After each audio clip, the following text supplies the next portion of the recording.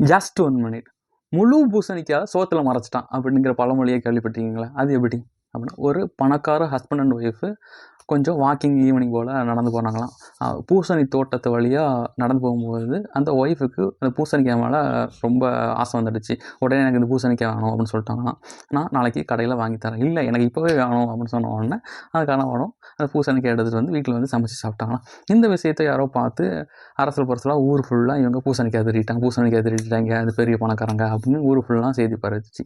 இதை மறைக்கிறதுக்கு கணவன் ஒரு ஐடியா பண்ணாங்கன்னா, ஊரில் உள்ள எல்லாத்தையும் அழைச்சி அவங்க வீட்டில் வடை பாயசத்தோட தடபுடலாக விருந்து வச்சு சமைச்சு எல்லாத்துக்கும் வயிறு நிறைய சாப்பாடு போட்டாராம்.